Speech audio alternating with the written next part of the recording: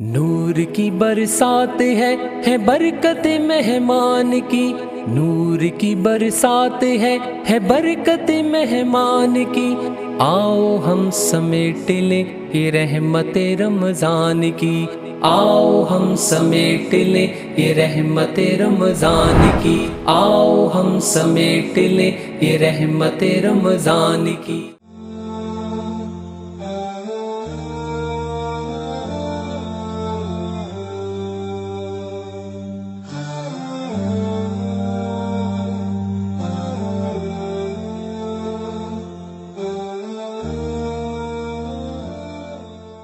الحمدللہ رب العالمین والعاقبۃ للمتقین والصلاۃ والسلام علی اشرف الانبیاء والمرسلین وعلی آلہ وصحبہ اجمعین، اما بعد فاعوذ باللہ السمیع العلیم من الشیطان الرجیم، بسم اللہ الرحمن الرحیم۔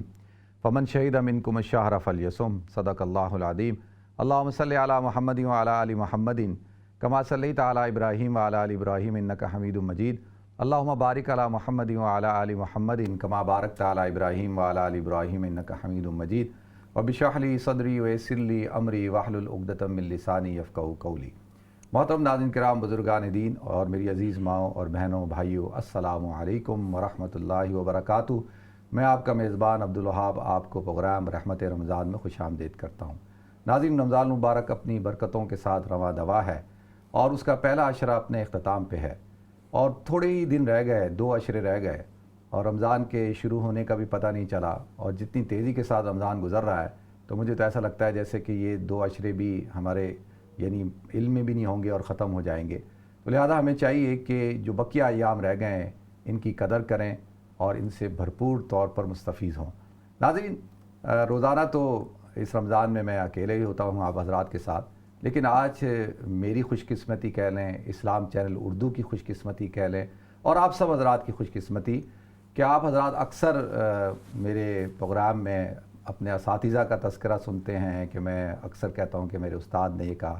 اساتذہ تو بہت ہیں ماشاءاللہ، اور انہی ایک بڑے اساتذہ میں سے ایک ہمارے استاد بڑے شفیق اور محترم مفتی نعیم صاحب رحمۃ اللہ علیہ، جن کا پچھلے دنوں انتقال ہو چکا، اللہ تعالیٰ ان کو غریق رحمت کرے، تو ان کا تذکرہ بھی آپ حضرات نے سنا ماشاءاللہ، پورا پروگرام میں نے کیا۔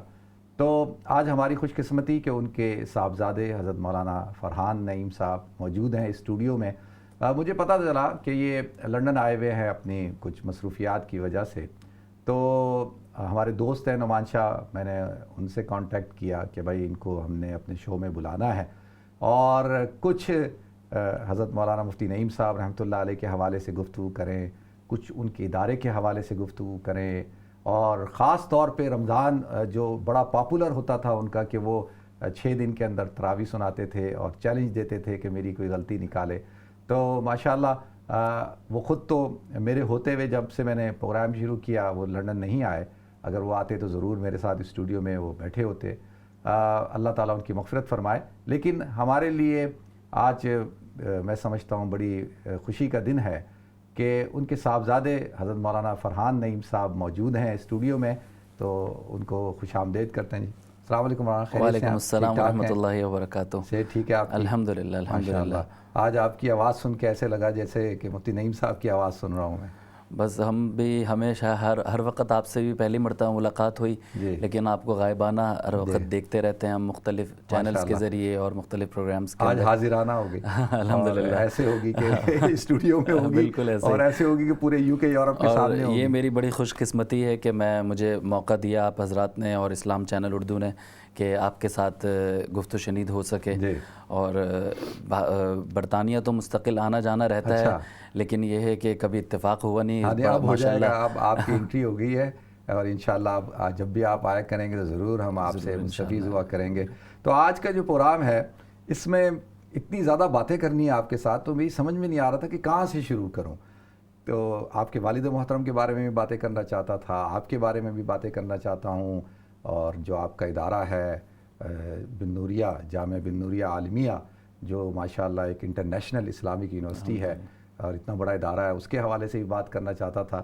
تو ایسا کرتے ہیں کہ پہلے والد محترم سے شروع کرتے ہیں۔ تو آپ یہ بتائیں کہ آپ کتنے بہن بھائی ہیں اور آپ کا نمبر کون سا ہے؟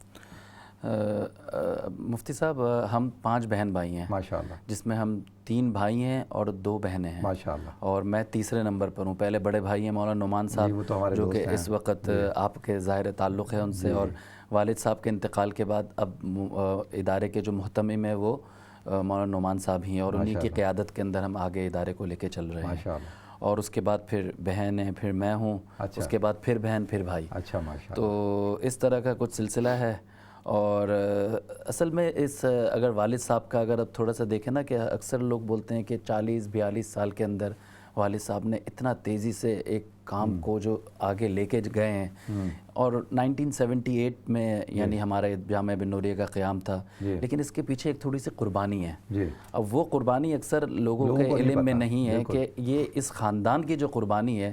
اب میرے جو دادا تھے 1934 میں ان کا اسلام قبول کرنا، ہمارا تعلق بیسکلی انڈین نوساری سے، گجرات سے. 1934 کے اندر پھر والد دادا کا اسلام قبول کرنا، پارسی فیملی سے تعلق تھا. اس کے بعد 47 کے اندر ہجرت کر کے پاکستان آنا. اور میرے دادا نے جب 8 سال یا 9 سال کی عمر میں جب جامعہ اسلامیہ ڈھابیل کے اندر داخلہ لیا تھا، حضرت بن نوری سے وہاں پہ ملاقات ہوئی تھی میرے دادا کی. اس کے بعد 47 میں پاکستان آنے کے بعد پھر حضرت بن نوری بہت اچھا قدر کرتے تھے کہ ظاہر ہے اس خاندان کے اندر یعنی قربانی سے اسلام قبول کر کے آئے وغیرہ. تو پھر والد صاحب کو حضرت بن نوری کی خدمت میں اور مفتی احمد الرحمان صاحب کی خدمت میں جامعہ علوم الاسلامیہ بن نوری ٹاؤن میں داخلہ کرایا. پھر والد صاحب پھر آپ کو پتہ ہے کہ 78 میں فراغت کے بعد پھر وہیں پہ 14-15 سال استاد بھی رہے. اور اس کے بعد جا کے پھر جب 3 گجراتی تھے جو کہ بن نوری ٹاؤن سے اس سال کے اندر فارغ ہو رہے تھے، تو حضرت مفتی احمد الرحمان صاحب نے کہا کہ بھائی یہ 2 تو ساؤتھ افریقہ جا کے کام کریں گے، پاکستان میں کسی گجراتی کا ادارہ نہیں ہے. تو پھر والد صاحب نے 78 میں دادا اور والد صاحب نے ایک چبوترے سے بالکل سائٹ انڈسٹریل ایریا میں یہ ادارے کا یعنی بالکل ایسے ہی تو 5-6 طلبہ کو لے کے اور ایک محنت شروع کری تھی. ہم بھی استاد سے کہا کرتے حضرت کہاں سائٹ میں آپ چلے گئے. بالکل ایسے آج تو اندازہ بھی نہیں. اور اس وقت مفتی رضا الحق صاحب آپ نے یاد ہوگا کہ جو زکریا میں، تو وہ بھی ادھر سائٹ کے اندر ایک مسجد ہے اس کا امام تھے. تو وہ حضرت بھی، میں جب میرا والد صاحب کا انتقال 20 جون کو ہوا تو I was stuck in South Africa that time. تو وہاں پہ میں تو 4 مہینے سے لاک ڈاؤن کی نظر تھا اور والد صاحب کا انتقال ہو گیا تھا. تو وہ حضرت مفتی رضا الحق صاحب بھی فرمانے لگے کہ ایسا گنجان، ایسا جنگل والا علاقہ تھا وہاں پہ جب یہ کام شروع ہوا تھا. اور الحمدللہ اب ہم دیکھیں کہ اس وقت ہمارے پاس 5000 اسٹوڈنٹ ہیں فرام 53 کنٹریز ماشاءاللہ. اور پاکستان کے اندر اگر میں بلا مبالغہ کہوں کہ اتنے غیر ملکی طلبہ کہیں پہ بھی نہیں ہے جتنے ہمارے ادارے میں. اس کی وجہ کچھ وجوہات بھی ہیں. ظاہر ہے ہم لوگوں نے بہت ساری چیزوں کے اندر ہم مذاہب اربعہ پڑھاتے ہیں.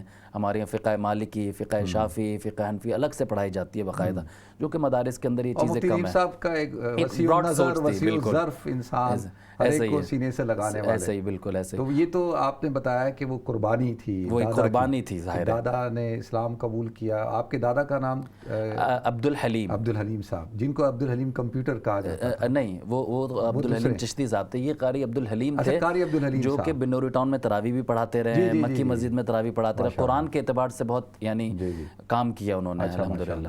تو یہ تو دادا کی قربانی، پھر مفتی نعیم صاحب کا عالم بننا، پھر ادارے کا قائم ہونا.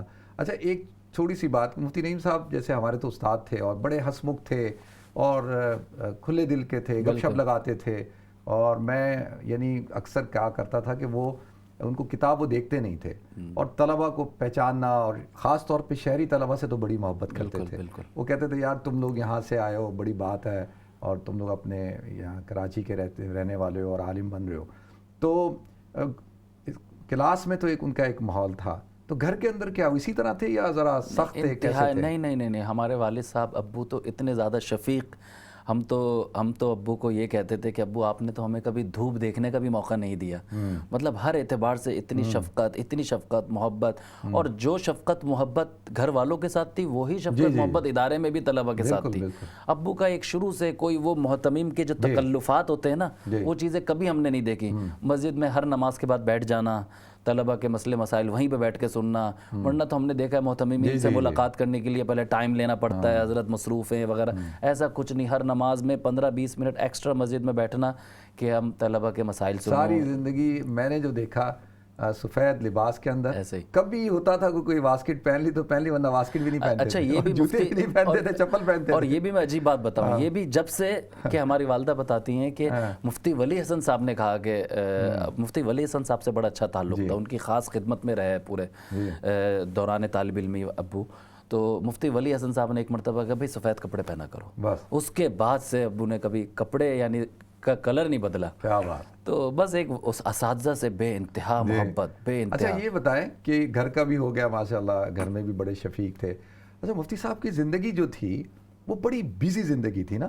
سارا دن یعنی کئی معاملات کے اندر ان کو، ایک تو مدرسے کے معاملات ہیں، پھر ماشاءاللہ وہ ویلفیئر کا کام بھی بہت کرتے تھے، اور مجھے ہمیں تو پورا یعنی ان کے زندگی کا جو منظر ہے سامنے تو ناظرین کے لیے کہ کراچی کی کئی مساجد کے ایشوز ہیں، بالکل ایسا اور کوئی غیر مسلمان ہو گیا اس کے ایشوز ہیں، ہر ایشو جو ہے وہ مفتی نعیم صاحب کے پاس، کوئی جھگڑے ہیں وہ ان کا حل کرنا ہے، تو کیسے وہ ایسے چڑچڑے نہیں ہوتے تھے؟ نہیں، وہ ان کی جو روٹین تھی ہم تو حیران تھے، اور وہ بڑے چیلنج سے اس بات کو کہتے بھی تھے، بولتے تھے کہ کوئی مدرسے کا محتمم اتنا زیادہ وقت نہیں دیتا ہوگا ادارے کو جتنا میں دیتا ہوں، صبح تہجد میں آ جانا، اس کے بعد سے جو مدرسے کے معاملات، صبح کے وقتوں میں تدریس، ذرا آخر سال تک انہوں نے بخاری شریف پڑھائی ہے اور پڑھاتے رہے، وہ ایک تدریس سے ان کا ایک اپنا ایک لگاؤ تھا، اور وہ بولتے تھے کہ اکثر تو یہ بھی بولتے تھے کہ مجھے اہتمام نے علمی اعتبار سے کمزور کر دیا ہے، اس لیے کہ اہتمام کے اندر آپ ایڈمنسٹریٹو چیزیں اور دوسری چیزوں میں مصروف ہو جاتے ہیں، لیکن یہ ہے کہ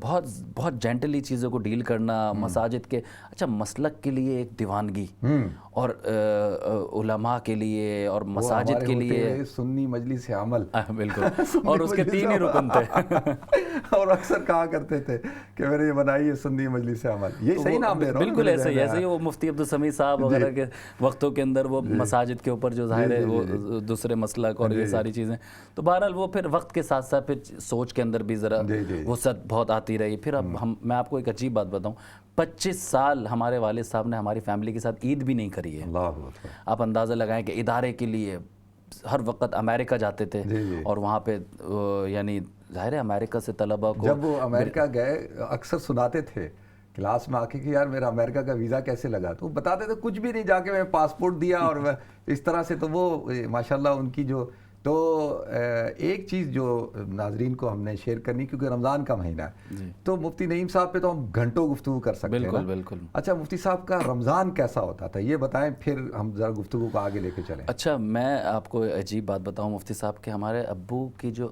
طبیعت تھی وہ رمضان کے مہینے سے پہلے رمضان کی تیاریاں شروع کر دیا کرتے تھے، حج کے مہینے سے پہلے حج کی تیاریاں شروع کر دیا کرتے تھے، اور مجھے اچھی طرح یاد ہے کہ رمضان سے پہلے جو ہم پہلا خطبہ، یعنی رمضان سے بالکل پہلے استقبال رمضان کے اوپر خطبہ میں اکثر جمعے ہم دونوں بھائی پڑھاتے ہیں، تو جمعہ کا ایک مرتبہ خطبہ دے کر آیا میں استقبال رمضان کے اوپر، تو ابو آ کے، میں دفتر میں جب ابو کے آیا نماز کے بعد تو رونے لگ گئے، بولنے لگے کہ بس اب دل چاہ رہا ہے کہ جلدی رمضان آ جائے اور ہم بس شروع ہو جائیں رمضان کی عبادت کے اندر۔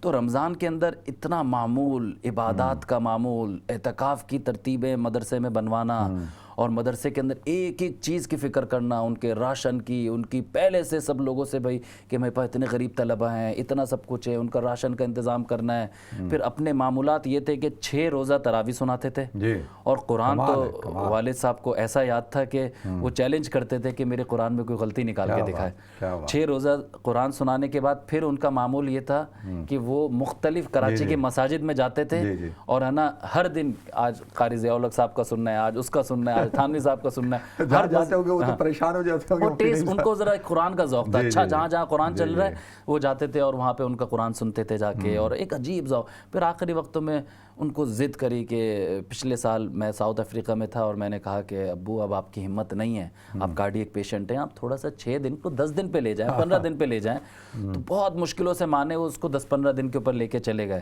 لیکن پھر یہی کرتے تھے اور ہمیں بولتے تھے کہ بھائی تم وہاں تراویح سنا رہو، بھیجو اپنی ریکارڈنگ، یہ کرو، تو ایک ہل جل مچائی ہوئی ہوتی تھی رمضان کے اندر انہوں نے، الحمدللہ ماشاءاللہ۔ تو مفتی نعیم صاحب کا رمضان، اچھا دیکھیں میں آپ سے ایک بات شیئر کروں، میں نے اکثر اپنے ناظرین کو کہا ہے جب ہم پڑھ رہے تھے اور پڑھ کے نکلے تو میڈیا پہ جو سب سے پہلے جس عالم دین نے آنا شروع کیا اور تو مفتی نعیم صاحب تھے وہ، اور جو مسئلہ ہو جائے مفتی نعیم صاحب کو فون پہ لے لیا جاتا تھا. تو میں تو ان کو دیکھتا تھا، میں کہتا تھا یار ہمارے استاد ہیں. جب یہ آپ کو پتہ ہے نا کہ ذرا علماء دیوبند میں ذرا ٹی وی کو لے کے کافی ایشوز تھے اور جائز کا یہ غلط کا، تو وہ میں کہتا تھا یار مفتی صاحب جب آ سکتے ہیں ہمارے استاد ہیں تو ہم کیوں نہیں آ سکتے. تو میں تو ان کو رول ماڈل بناتا تھا. تو وہ ہر وقت تو میڈیا پہ کیسے وہ کس طرح سے ٹائم نکالتے تھے؟ ایک وقت میں اس چینل پہ بھی بیٹھے ہوئے ہیں، ادھر بھی بیٹھے ہوئے ہیں. اچھا مسئلہ یہ ہے کہ ہمارے ابو کی ہمیشہ سے ہر دور کے اندر وہ ایک جدت پسند رہے ہیں. جی جی. میں آپ کو بتاؤں کہ پاکستان کے اندر جب سی سی ٹی وی کیمرہ آیا نہیں تھا، وہ امریکہ سے لے کر آتے تھے اور بنوریا میں انہوں نے لگایا تھا. جب سب لوگ حیران ہوتے تھے کتنے علماء ہمارے ابو کے دفتر میں نہیں آتے تھے، کہتے تھے ٹی وی لگا ہوا ہے.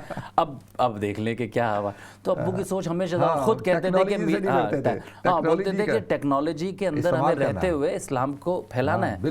اور میں آپ کی بات اس دن سن رہا تھا جو آپ نے تعزیت پہ بڑی خوبصورت بات کہی تھی کہ آپ نے جو یہ انسپریشن لی کہ مفتی صاحب شروع سے ایک میڈیا کے ذریعے اسلام کو پھیلانا، دین کو پھیلانا. ظاہر ہے جو بات آپ کی لوگ حق کی ترجمانی کرنا، پلیٹ فارم نہیں چھوڑتے تھے نا، وہ اس پلیٹ فارم میں موجود ہوتے تھے. اچھا وہ جو بات ہے وہ کیسے اتنے سارے چینلز کے ساتھ کیسے ڈیل کرتے تھے؟ وہ ہم تو حیران ہوتے تھے. تو آخر میں انہوں نے یہ کیا کہ وہ انٹرویو دینے کے لیے اسٹوڈیو جاتے نہیں تھے. تو ہم بنوریا کے اندر 3 4 چینلز کی DSNGs لگی ہوئی ہوتی تھیں. ایک نے انٹرویو دیا، دوسرا لائن پہ لگا ہوا ہے، دوسرے نے دیا، تیسرا لائن پہ لگا. اتنا تو پاکستان کا پرائم منسٹر اور وزیر اعظم نے یہ ہم نے دیکھا. اور میں آپ کو بتاؤں اگر یہ جو حالات ابھی چل رہے تھے نا، اگر مفتی نعیم صاحب ہوتے تو وہ ماشاءاللہ صحیح ترجمانی بھی کر رہے ہوتے اور معاملات کو کافی سالو بھی کر چکے ہوتے. بالکل ایسا ہی ہے. ظاہر ہے اس وقت ان وقتوں کے اندر علماء کا کردار بڑا اہم ہوتا ہے. ظاہر ہے ایسے بلاسفیمی اور ایسے معاملات کے اوپر ہمارے علماء اگر صحیح ڈائریکشن نہیں دیتے تو پھر لوگ عجیب رخوں پہ جا رہے ہوتے ہیں. اور بغیر بلا خوف خطر جو بات حق ہے کہہ دیا کرتے تھے. وہ یہ نہیں دیکھتے تھے کہ سامنے کون ہے کیا نہیں ہے. جو بات ہے وہ حق ہے اور وہ کہہ. اور اس کے اندر ہم لوگوں کو اپنوں کی بڑی مخالفت بھی برداشت کرنی پڑی، بہت مخالفتیں برداشت کریں. لیکن وہ ان کی ایک سوچ تھی، بولتے تھے کہ بس جو کرنا ہے وہ کرنا ہے اور میں خود جانتا ہوں کہ مجھے کیا کرنا ہے، ہم کوئی غلط نہیں کر رہے. تو الحمدللہ اللہ تعالیٰ پھر، اور وہ اکثر کہتے بھی تھے کہ میری نیت صاف ہوتی ہے تو میری بگڑی ہوئی کو بھی اللہ سدھار دیتا ہے. اکثر یہ بات کہتے تھے. صحیح بات ہے. اچھا مفتی صاحب کی دیکھیں قربانیاں بھی ہیں، آپ کے بہنوئی کو بھی شہید کیا گیا جو 2014 میں وہ کیسا وقت تھا؟ وہ تو مفتی صاحب ایک ایسا وقت تھا کہ ہمارے اوپر وہ بولتے ہیں نا کہ ایک قیامت. اور پھر میری بہن کی عمر بھی اتنی نہیں تھی اور 2 بچے تھے چھوٹے. اور وہ جو میرے بہنوئی تھے وہ ہمارے ادارے کے بہت اہم، یعنی وہ بولتے ہیں نا کہ کمر، ریل کی ہڈی، یعنی کہ علمی آدمی تھے انتہائی. کسی سے لین دین نہیں، PhD کراچی یونیورسٹی کے اندر وہ لیکچرر بھی تھے. اور اس کے علاوہ بنوریا کے اندر پورا شعبہ بنات جو لڑکیوں کا جو شعبہ ہے اس کو پورا وہ کرنا سنبھالنا. پھر ہمارا مجلس شورا، مجلس تعلیمی کے رکن تھے. مقصد یہ تھا کہ اس گھر کو نقصان پہنچانا تھا. مفتی صاحب کو، والد صاحب کو ایک نقصان پہنچانا. والد صاحب تک پہنچنا تھوڑا سا مشکل اس لیے ہوتا تھا، تھوڑی سی گورنمنٹ نے سیکیورٹی دی ہوئی تھی، سیکیورٹی کے ساتھ چلتے تھے. تو 2-3 مرتبہ کوشش بھی کری گئی حملے کی، لیکن اللہ نے محفوظ رکھا. لیکن وہ بس وہ گھر کے اندر جب آپ کسی کو کمزور کر دیتے ہیں تو انسان ویسے ہی صدمے میں آ جاتا ہے. مفتی صاحب بڑے حوصلے کے ساتھ اور عزم کے ساتھ اور صبر کے ساتھ انہوں نے اس کو بھی برداشت کیا. بہت زیادہ ظاہر ہے بہت وقت لگا ابو کو اس غم سے نکلنے کے اندر. میں آپ کو بتاؤں کہ یہاں نا UK میں، پاکستان میں تو میں پاک ٹی وی پہ کبھی گیا ہوں ایسے پروگراموں میں، لیکن اس طرح مستقل پروگرام نہیں کیا. تو یہاں جب بھی UK میں ہمارے جنید جمشید بھائی آتے تھے تو اکثر میں ان کے ساتھ ہوتا تھا پروگرام میں. تو وہ جو جنید جمشید صاحب کے ساتھ جب صورتحال ہوئی تو مجھے خود جنید جمشید بھائی نے بتایا، کہا کہ مجھے جو سب سے زیادہ سپورٹ کیا ہر اعتبار سے مفتی نعیم صاحب نے کیا. تو کہنے لگے کہ وہ مجھے بھیجتے تھے، گاڑی بھیجتے تھے اپنی ایئرپورٹ سے، اور مجھے جہاں جانا ہوتا تھا، اور وہ ARY پہ شاید کوئی پروگرام کرتے کرتے مجھے اسٹوڈیو جانا ہوتا تھا، باقاعدہ انہوں نے مجھے بتایا. بالکل. اچھا یہ بات میں حیران ہوں آپ کے علم میں. اور ایسا ہوا کہ جنید بھائی کے ساتھ جو آخری وقت میں جو حالات ہو گئے تھے وہ تو بالکل ان کو مارنے پہ تلے ہوئے تھے لوگ. اور آپ کو پتہ ہے پاکستان میں اس طرح کی سوچیں بہت زیادہ ہیں. وہ اتنا ایکسٹریم پہ چلے جاتے ہیں، ایک انسان سے غلطی ہوئی، اس کی توبہ ہو گئی, سب کچھ ہو گیا, لیکن یہ کہ وہ بس ایک اندر سے بغض ہوتا ہے وہ سارا.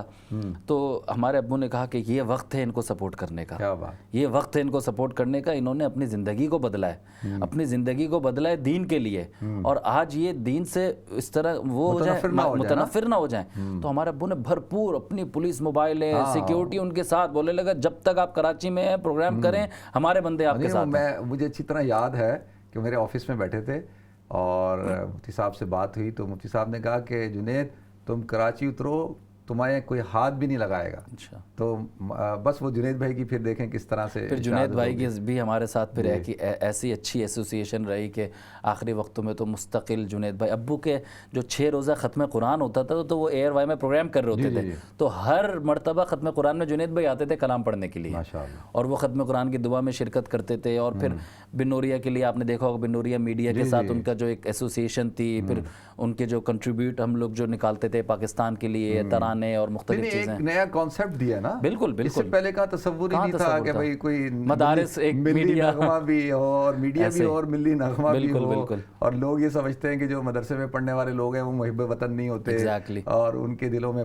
پاکستان کی محبت نہیں ہے. تو اس جو ایک کانسیپٹ تھا غلط, اس کو کلیئر کیا بہت اس معاملے کے اندر. پھر ہمارے مولانا نعمان صاحب نے ایک بڑی ایک سوچ تھی, وہ بھی والد صاحب نے, اچھا ابو کا ایک ترتیب تھی مفتی صاحب, وہ یہ تھی کہ وہ اپنی زندگی کے اندر ہر چیز کو تیار کر کے گئے.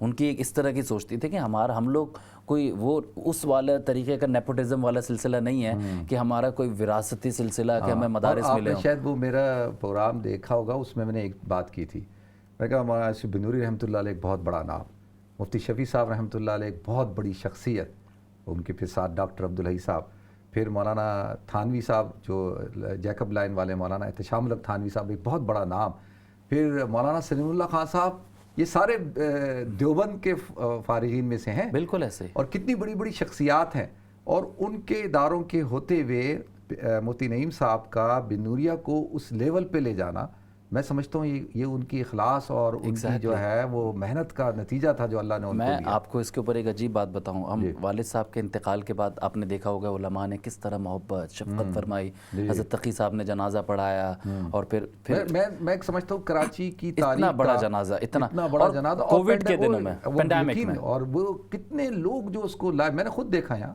لائیو. اچھا, وہ جو انٹیلیجنس کی جو رپورٹ ہے, جو ایجنسیز نے جو ہمیں رپورٹ دی, کم از کم 2.5 سے 3 لاکھ کا مجمع تھا وہ. تو بہرحال یہ تو ایک مقبولیت تھی اللہ کی طرف سے. اور دیکھنے کی بات ہوئی کہ طلبہ ہے نا, طلبہ سے زیادہ جو ہے عوام کے اندر مقبولیت تھی.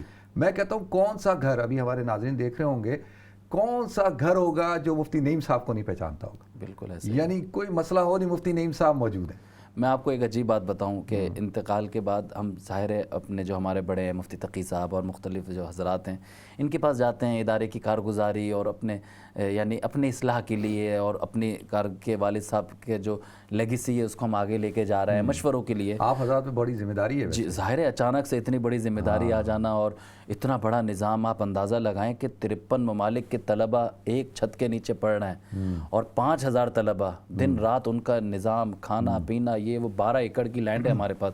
بہرحال تو مفتی تقی صاحب نے ایک عجیب بات فرمائی, کہنے لگے کہ اگر عمر کے اعتبار سے دیکھا جائے تو دارالعلوم کراچی بہت بڑا ہے. ظاہر ہے مفتی شفیع صاحب, پھر ان کے والد صاحب, پھر دیوبند کے ادھر انڈیا, لیکن اگر میں 6 کے 6 بر اعظموں میں سفر کرتا ہوں تو مجھے فیض بن نوریہ کا ملا.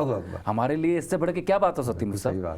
تو بولنے لگے کہ یہ ہوتا ہے اخلاص, ایک والد صاحب کا اخلاص, پھر ہمارے دادا کی قربانی. ایک پارسی گھرانے کا بچہ, سہراب نامی بچے سے اللہ تعالیٰ نے اتنا بڑا کام لینا تھا, کوئی سوچ سکتا ہے؟ لیکن یہ ایک قبولیت کی بات ہے کہ اللہ تعالیٰ اس کو قبول بھی فرمائے. اور ہم یہی میں اور آپ کے توسط سے, اس چینل کے توسط سے تمام لوگوں سے گزارش کروں گا کہ ہمارے لیے دعا کریں کہ ہم لوگوں کو اللہ تعالیٰ اخلاص کے ساتھ والد صاحب کی اس لیگیسی کو لے کے چلنے کی توفیق دے. جو انہوں نے قائم کیا تھا, اللہ اس کو اور بڑھائے, آپ حضرات اس کو اور آگے لے کے جائیں. اچھا دیکھیں, میں ابھی سوچ رہا تھا کہ جتنی باتیں آپ مفتی صاحب کے بارے میں کر سکتے ہیں نا, تو اتنی تو نہیں, لیکن اس سے کم نہیں, بالکل برابر میں بھی کر سکتا ہوں. یعنی میں آپ کو بتاؤں کہ ایک دفعہ 12 ربیع الاول تھی یا شب برات تھی, آپ کے ہاں وہ ایک عالمی نعت کا ہوتا تھا, وہ محفل حسن قرات ہوتی تھی, ہم ایجپٹ سے قرآن بلاتے تھے. کون سی رات کون سی تھی؟ 12 ربیع الاول, 11 کی رات, تو وہ ہوتی تھی. تو ایک دن جو ہے وہ ہم بھی پہنچ گئے, تو پیچھے سے جو ہے نا راستے سے جو ادھر مفتی صاحب کے پاس، تو مفتی صاحب کو جو ہے انہوں نے کہا جی ماشاءاللہ بیٹھے، تو بڑی گپ شپ ہوئی. مجھ سے پوچھا تم کہاں ہو آج کل؟ میں نے کہا حضرت میں تو اس وقت زمبابوے میں رہتا تھا، ہرارے میں. تو کہنے لگے اچھا. تو میں نے کہا حضرت جی بڑا اچھا آپ نے سلسلہ شروع کیا. اچھا وہ رات میں نے بڑی عجیب دیکھی، ایسا لگتا تھا کہ جیسے پورا کراچی جو ہے نا جمع ہو گیا، اور جمع ہو رہا ہے، اور جو ہے وہ اس کے اندر جو شرکت کے لیے آ رہا ہے. اور وہ جو محفل تھی، میں ایک ہی دفعہ شریک ہوا، اور میں کہتا ہوں ایسی محفل میں نے اپنی زندگی میں کراچی میں نہیں دیکھی تھی جس کو ابتدا انہوں نے کی. اچھا ابھی ایسا ہے، ہم نے بالکل 1 منٹ میں بریک کی طرف بھی جانا ہے. تو ناظرین آج جو ہے ہمارے جو مہمان ہیں مولانا فرحان نعیم صاحب ہیں، مفتی نعیم صاحب کے صاحبزادے. تو گفتگو ہو رہی ہے مفتی صاحب کے حوالے سے بھی، کچھ آپ فرحان کے حوالے سے بھی کریں گے، ان کی کس طرح کی مصروفیات ہیں، پھر ان کے ادارے کے بارے میں بھی. تو آپ حضرات ہمارے ساتھ رہیے گا. اگر کوئی کال کرنی ہو، کوئی بات چیت کرنی ہو تو بالکل آپ کر سکتے ہیں بریک کے بعد. السلام علیکم ورحمۃ اللہ وبرکاتہ.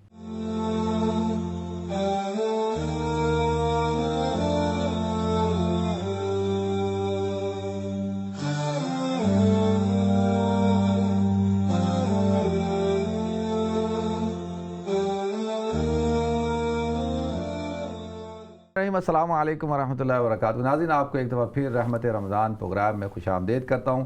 ناظرین آج کا یہ اسپیشل پروگرام ہے، اور اس میں ہمارے ساتھ جو اسٹوڈیو میں موجود ہیں حضرت مولانا فرحان نعیم صاحب، جو کہ صاحبزادے ہیں مفتی نعیم صاحب رحمۃ اللہ علیہ کے، جو کہ ہمارے استاد تھے. اور آج جو ہے مجھے ایسا لگ رہا ہے جیسے مفتی نعیم صاحب کی روح موجود ہیں یہاں، اور وہ گفتگو کر رہے ہیں، اور یقین جانے مجھے بڑی خوشی محسوس ہو رہی ہے. وہ پورے 2 سال جو ان کے ساتھ گزارے، اور ماشاءاللہ جو ان کی محبت اور شفقت تھی. اور میں جو ٹی وی پہ آپ حضرات کو نظر آتا ہوں نا، اور وہ مفتی نعیم صاحب کی ایک بات تھی ہمارے استاد کی، کہ وہ طلبہ کو اپنا بچہ سمجھتے تھے، اور بہت یعنی ایسا نہیں ہوتا تھا کہ دوسرے استاد آ رہے ہیں نا خوف طاری ہو جاتا تھا ہمارے، لیکن وہ آتے تھے تو ہم کہتے تھے یار یہ 1 گھنٹہ جو ہے نا بڑا زبردست گزرنا ہے. اور اس میں پڑھائی بھی ہوتی تھی، اور دبا کے سوال جواب، اور ہر موضوع کے اوپر بات ہوتی تھی، پولیٹکس کے اوپر بھی ہوتی تھی. جو ایشو چل رہا ہے مفتی صاحب کو پرچی لکھ دی یا سوال پوچھ لیا، اور وہ پھر جو سناتے تھے، اور جو ماشاءاللہ جو ہے تو وہ ایک وقت تھا ہمارا. اللہ تعالیٰ ان کی مغفرت فرمائے. اور جیسا کہ مولانا فرحان نعیم صاحب بتا رہے تھے ان کے حوالے سے، تو مولانا ان کے بارے میں کافی گفتگو ہوئی.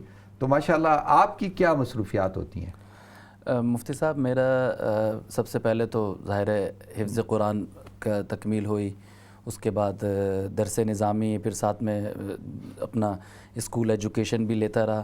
اس کے بعد 2009 میں میری فراغت ہے جامعہ بن نوریہ سے ہی، اور اس کے بعد پھر کچھ وقت جماعت میں وقت لگانے کے بعد پھر میں نے ماسٹرز کیا سوشل اینڈ اسلامک سائنسز کے اندر فرام فیڈرل اردو یونیورسٹی.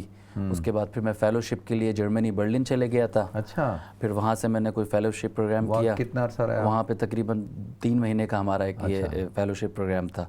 اس کے بعد پھر واپس آنے کے بعد پھر ادارے کے اندر ہی تدریسی فرائض انجام دیتے رہا. ساتھ ساتھ جی ابھی بھی پڑھاتا ہوں. صبح کے وقتوں کے اندر تدریس ہے 2 گھنٹے. والد صاحب بولتے تھے تدریس سے دور نہیں رہنا. بالکل صحیح بات. تو اس کے بعد پھر یہ ہے کہ آج سے 7-8 سال پہلے ابو نے مجھے ایڈمن اور فائننس کے اوپر مقرر کر دیا تھا کہ تم اس چیز کے اوپر وہ کرو. تو پھر میں نے باقاعدہ فائننس کے اور مختلف اکاؤنٹ سے ریلیٹڈ کچھ کورسز وغیرہ کر کے اب باقاعدہ میں ایڈمن اینڈ فائننس کو پراپر ادارے کے دیکھتا ہوں. پھر ہمارا جو ادارے کے کچھ بزنسز ہیں، والد صاحب کی ایک شروع سے ایک سوچ تھی کہ ادارے کو ہم لوگ سیلف سسٹینیبل بنانے کی کوشش کریں.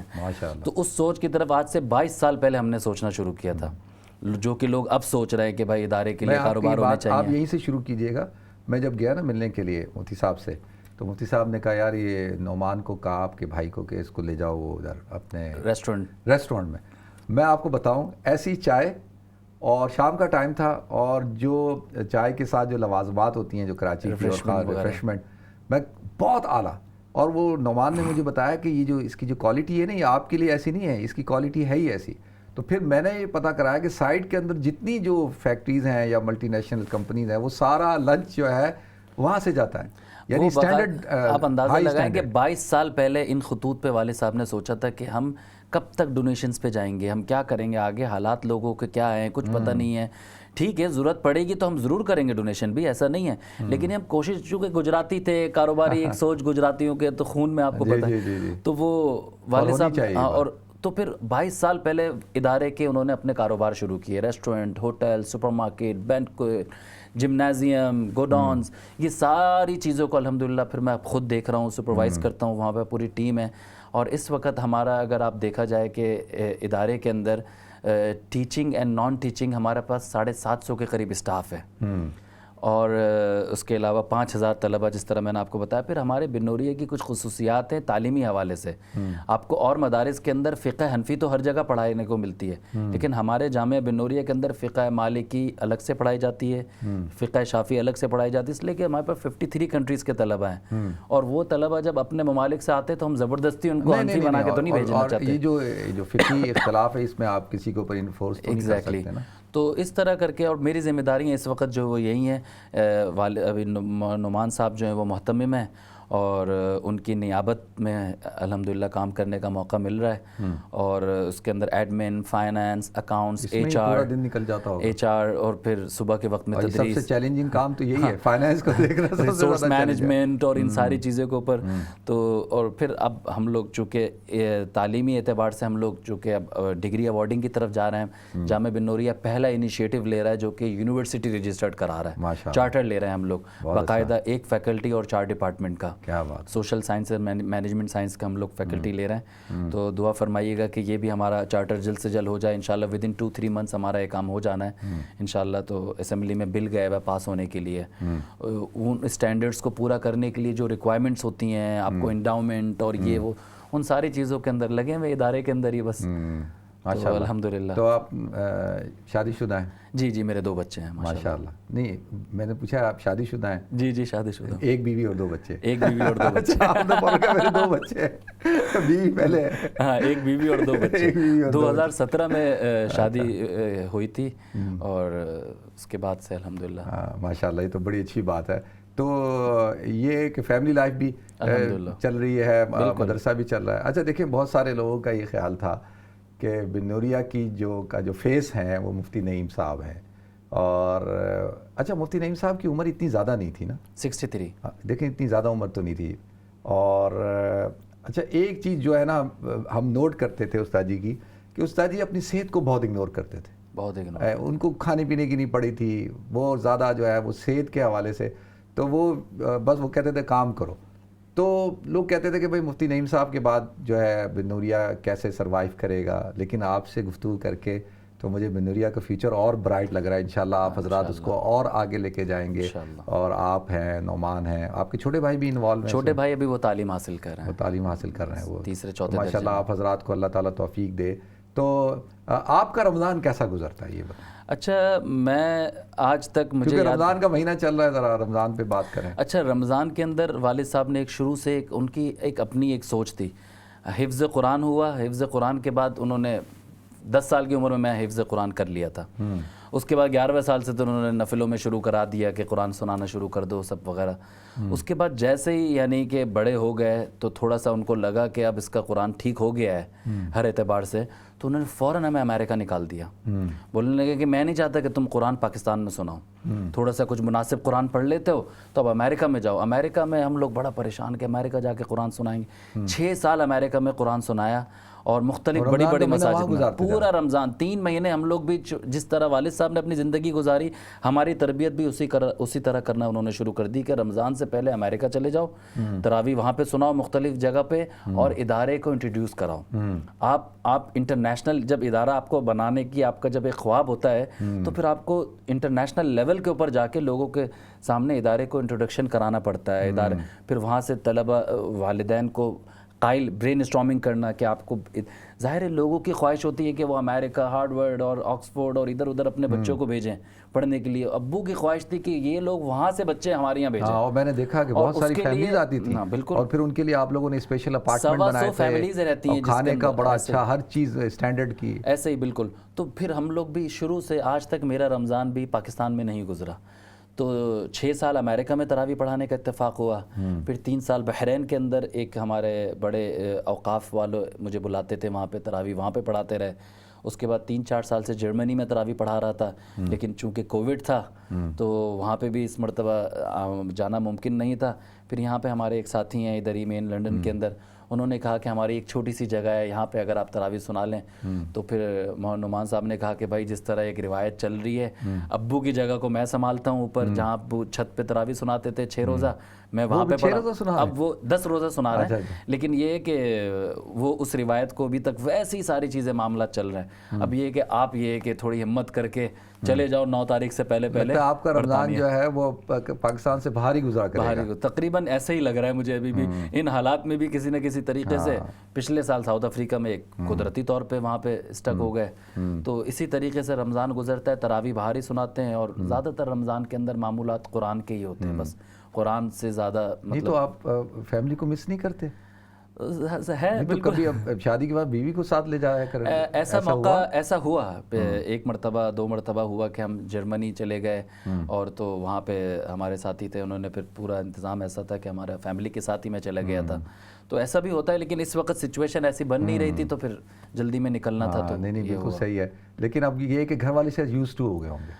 ہاں یوز ٹو ہو گئے, لیکن میری امی کا یہ کہنا ہوتا ہے کہ امی بولتی ہیں کہ جس طرح ہم نے 25 سال 30 سال گزارے اب میں نہیں چاہتی کہ آپ لوگ بھی اس طرح کرو. اچھا, وہ چاہتے ہیں کہ بھائی اب جو بھی ہے فیملی کے ساتھ گزارو وقت, جہاں جانا ہے فیملی کو لے کر جاؤ. لیکن تو دیکھتے ہیں اگر ماحول بنے گا تو ضرور لے کر آئیں گے. نہیں بالکل, اور ان کو بھی لے کے آئے.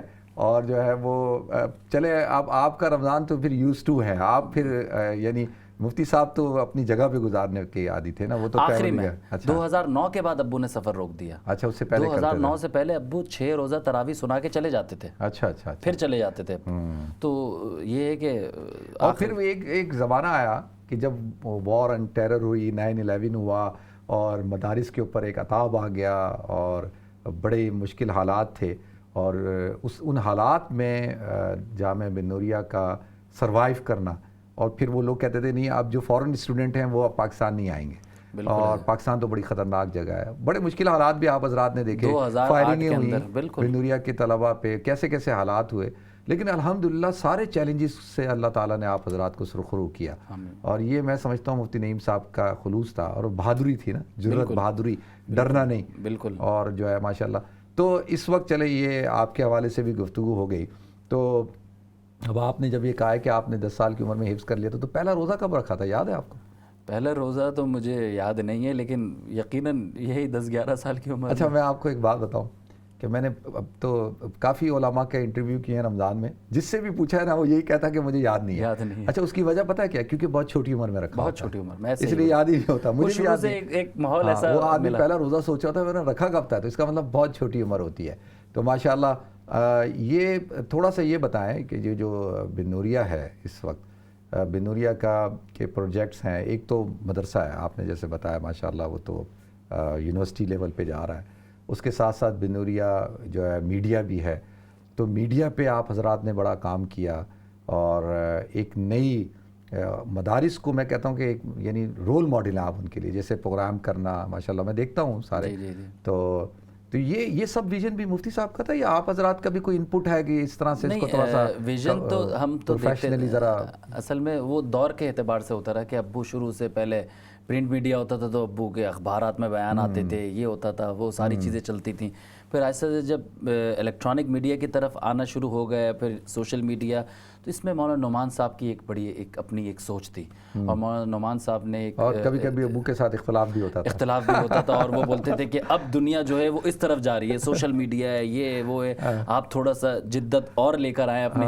یعنی کہ وہ سوچ تو تھی, لیکن یہ کہ وہ پھر طریقہ کار کے اندر تھوڑا اونچ نیچ رہتی تھی. لیکن نعمان بھائی کا جو ایک اپنی اس معاملے کے اندر سوشل میڈیا کا جو ایک ان کا جو ایک سائیکی ہوتی ہے اس کو سمجھنا, پھر اس کو کس طریقے سے, پھر سلمان, میں کہتا ہوں کسی بھی مدرسے نے جس وقت نہیں بنایا تھا, اور ابھی بھی بہت سو نے بنایا ہوا, اس وقت بن نوری میڈیا جو ہے, بن نوریہ میڈیا جو ہے موجود تھا ماشاءاللہ. میں آپ کو ایک عجیب بات بتاؤں کہ اے پی ایس کا جو حملہ ہوا تھا پشاور کے اندر, جو اے پی ایس دھماکہ, اس کے بعد نعمان بھائی کی سوچ میں ایک بات آئی, اور انہوں نے کہا کہ سب لوگ کنڈولنس کر رہے ہیں, ان کے ساتھ اظہار یکجہتی کر رہے ہیں, اور ہم مدارس کی طرف سے کیوں نہیں ہو رہا؟ ہم بھی تو, وہ بھی تو چاہے مدرسہ ہو یا یونیورسٹی ہو, ہے تو تعلیمی ادارے نا سارے, تو ہم مدارس کی طرف سے ان کو ایک کنٹریبیوٹ ہمیں کرنا چاہیے.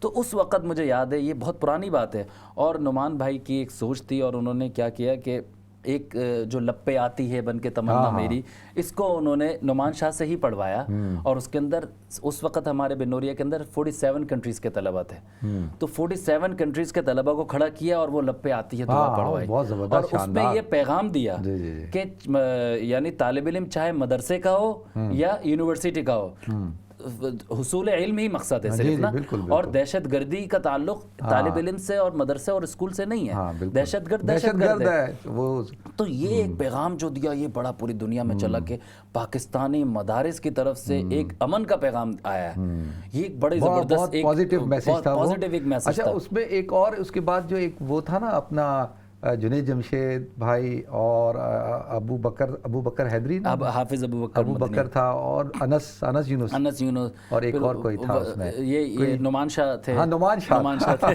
سوری وہ نعمان شاہ دیکھ رہا ہوگا، وہ کہے گا میرا نام نہیں لے رہے، اچھا وہ بہت پاپولر ہوا سارے، اور وہ ایک اچھا میں آپ کو بتاؤں، میں نے ایک دن نعمان شاہ سے پوچھا، میں نے کہا نعمان شاہ یار تو بنوری اتنے بڑے مدرسے میں جاتا ہے، تجھے وہ اسٹیج پہ بٹھاتے ہیں، داڑھی بھی تیری ہے، تو مدرسوں کے طلبہ، آپ کو پتہ ہے مدرسوں کے طلبہ ہم تو وہاں سے پڑھیں کنزرویٹو ذہن کے ہوتے ہیں نا، ان کو تو بھائی وہ پراپر بندہ چاہیے، تو میں نے کہا یار کچھ کہتا نہیں ہے، مجھے تو بڑے کھلے دل کے ساتھ وہ ویلکم کرتے ہیں ماشاءاللہ۔ تو یہ مفتی نعیم صاحب کا دیکھیں نہیں ان کا تو اس معاملے کے اندر میں آپ کو ایک عجیب بات بتاؤں، آپ حیران ہوں گے، مطلب یہ ایک تاریخی بات ہے کہ پاکستان کے دیوبندی مکتبہ فکر کا مدرسہ کہلاتے ہیں نا، تو اس مرتبہ ہمارے یہاں جو داخلہ ہوا ہے تخصص فی الحدیث کے اندر، بریلوی مکتبہ فکر کے طلبہ کو بھی داخلہ دیا ہاں، ہمارے ابو نے بولا کہ تعلیم حاصل کرنے کے لیے آئے اور میں اس کو اس وجہ سے نہ داخلہ دوں کہ یار آپ کا مکتبہ فکر الگ ہے، یہ کیسی بات ہے؟ دیکھیں میں آپ کو ایک بات کوٹ کرتا ہوں، آپ بھی ذہن میں رکھیے گا، مفتی نعیم صاحب سے ایک دفعہ ہماری بات چیت ہو رہی تھی،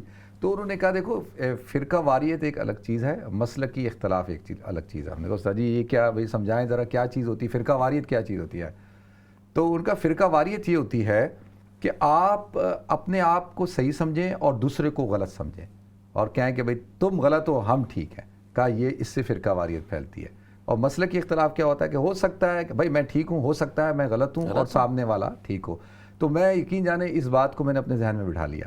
یہ جو آپ نے کہا نا شافعی مالکی حنبلی، جب آپ بھی ماشاءاللہ آپ تو دنیا دیکھے میں ٹریول کیا ہوا، جیسے ہم یو کے میں، تو ہمارے ہاں کوئی آمین بالجہر کہہ رہا ہے، کوئی رفع دین کر رہا ہے، کوئی ایشو نہیں ہے، اور یہی چیز میں نے بنوریا کے اندر بھی دیکھی، کوئی ایشو نہیں ایسا ہی ہے، اور یہی امت کا تصور ہے نا۔ اصل میں مسئلہ یہ کہ ہمارے ابو ہمیشہ ایک بات کہتے تھے، بولتے تھے کہ ہم لوگ رفع الیدین، آمین بالجہر، قرات خلف الامام، ان چکروں سے کب نکلیں گے؟ اور یہ بڑا اچھا آپ لوگوں نے تھوڑا سا اور وسیع کریں، جب آپ یونیورسٹی بنائیں گے تو اس کے اندر اسکول کالجز کے لڑکے بھی آئیں، بالکل ایسے ہی، ہر ایک کو آنے کی اجازت ہو، جس مسلک کا ہو ویلکم آئے پڑھے، بالکل ایسے ہی۔ اس کی ایک کال بھی لے لیں، کافی دیر سے ہیں ذرا۔ السلام علیکم۔ جی وعلیکم السلام مفتی وہاب صاحب۔ جی کیسی ہیں آپ؟ ٹھیک ہے الحمدللہ، میں مسز مہر خان بات کر رہی ہوں۔ جی کیسی ہیں آپ؟ ٹھیک ٹھاک ہیں؟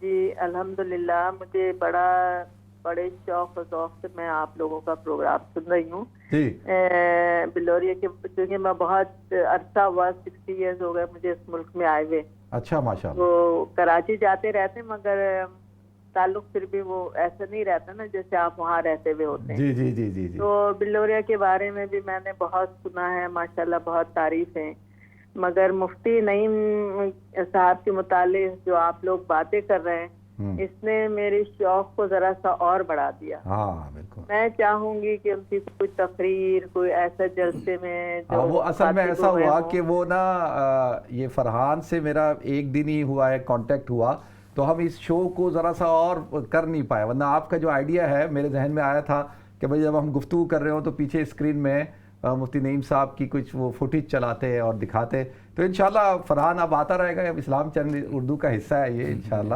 تو بہت شکریہ جی، 60 سال سے یہاں اور اس میں ماشاءاللہ بنوریا سے تعلق، اور مفتی نعیم صاحب سے بہت شکریہ جی آپ کے کائنڈ ورڈز کا، اور آپ کا بہت شکریہ آپ کی کال کرنے کا بھی۔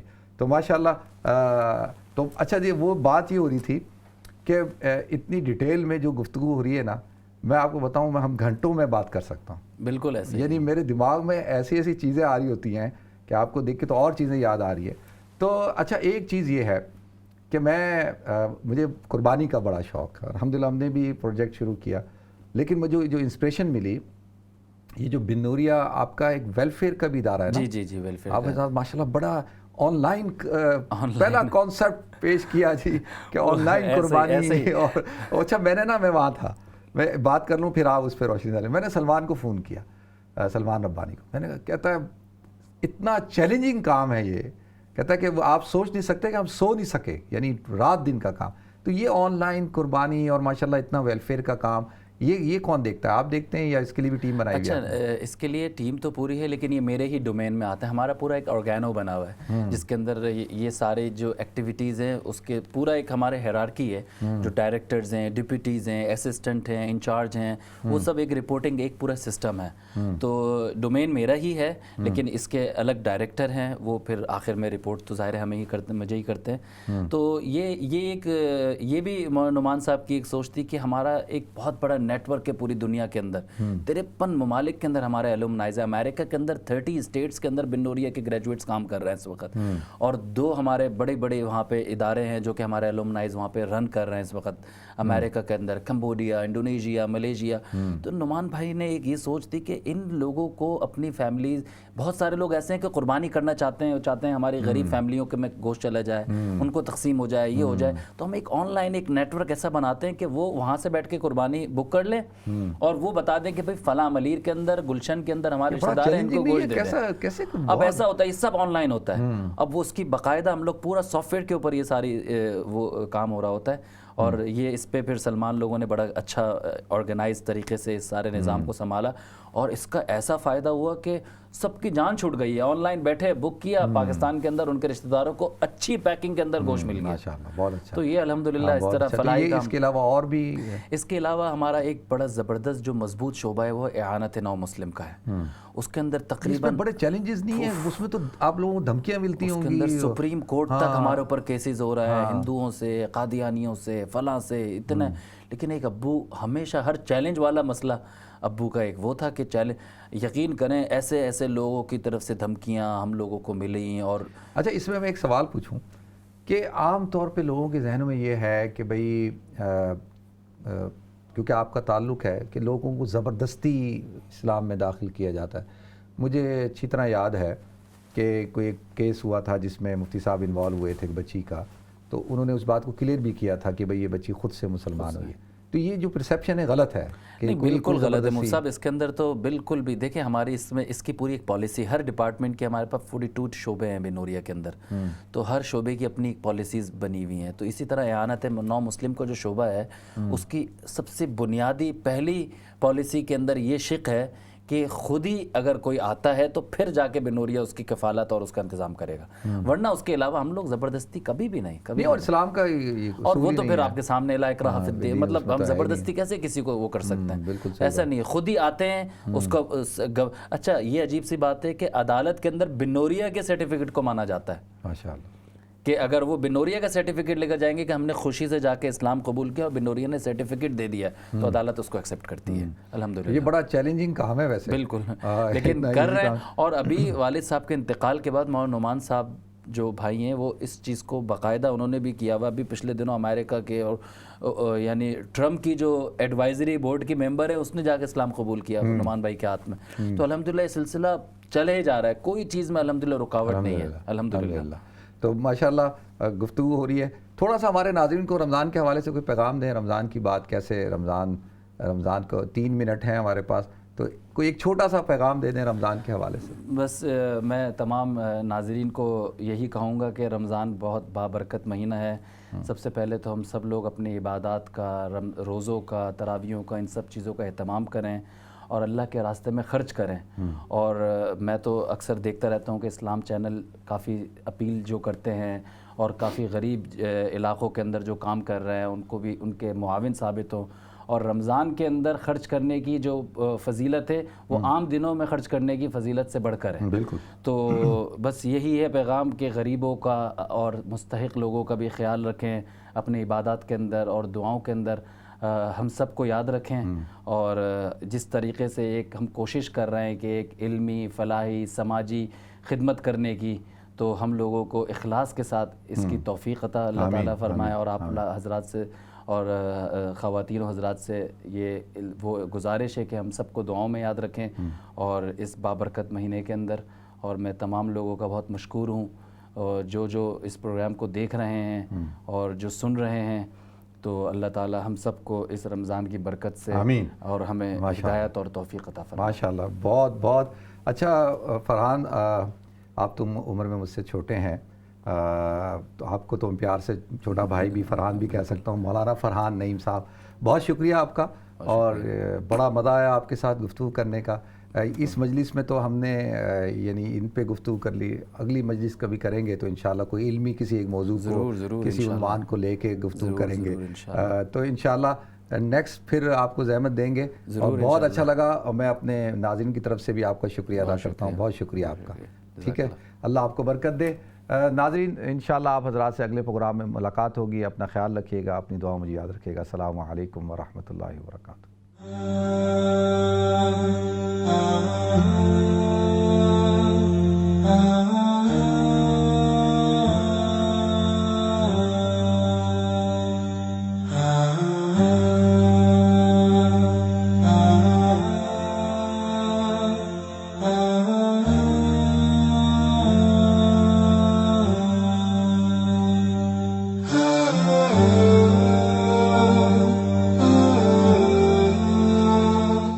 نور کی برسات ہے برکت مہمان کی. نور کی برسات ہے برکت مہمان کی. آؤ ہم سمیٹ لیں یہ رحمت رمضان کی. آؤ ہم سمیٹ لیں یہ رحمت رمضان کی. آؤ ہم سمیٹ لیں یہ رحمت رمضان کی.